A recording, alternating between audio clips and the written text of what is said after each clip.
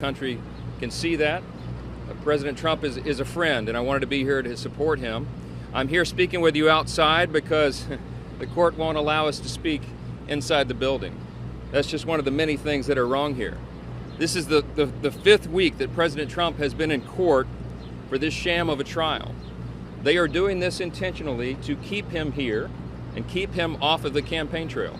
And I think everybody in the country can see that for what it is.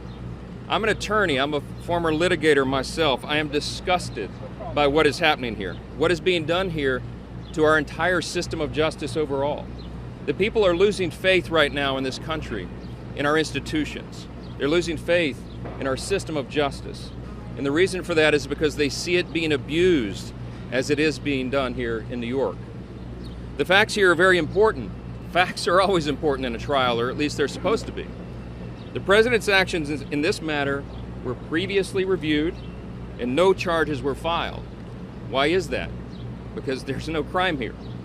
Now, 8 years later, suddenly they've resurrected this thing. They brought it back. And why is that? Well, just apply common sense. Everyone can see. It's painfully obvious that we're now 6 months out from an election day. And that's the reason. That is the reason why they brought these charges here and across the country. What we've got here is a partisan Democrat district attorney. We have a Biden donor judge, and we have an assistant DA who was recently a top official at the Department of Justice, Biden's DOJ, and recently received over $10,000 in payments from the Democratic National Committee. The star witness here is Michael Cohen. I just listened to a few moments of his testimony this morning, and it is consistent with what he's already done.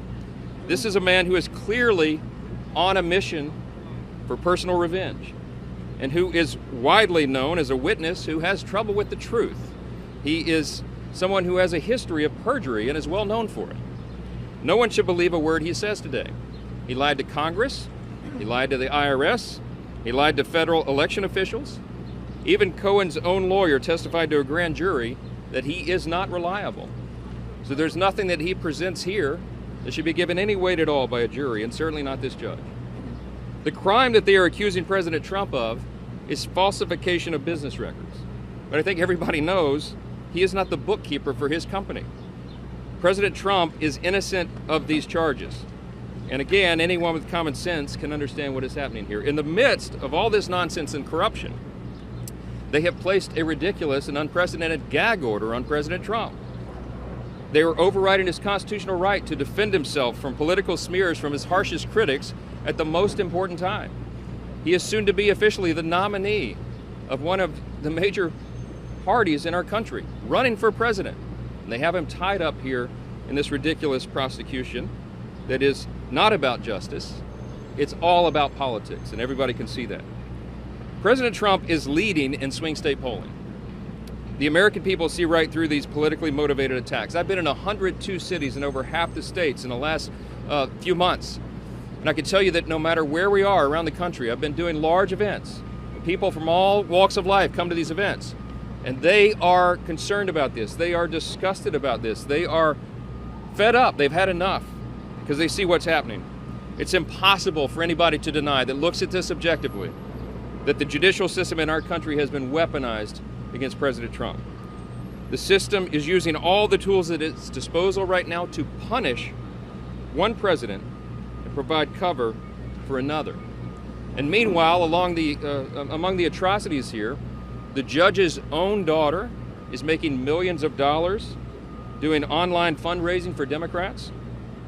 They're using this trial as a hook. It's so corrupt, and everybody knows it. If Alvin Bragg thinks the American people will believe these absurd charges, take a look at the turnout at Trump events.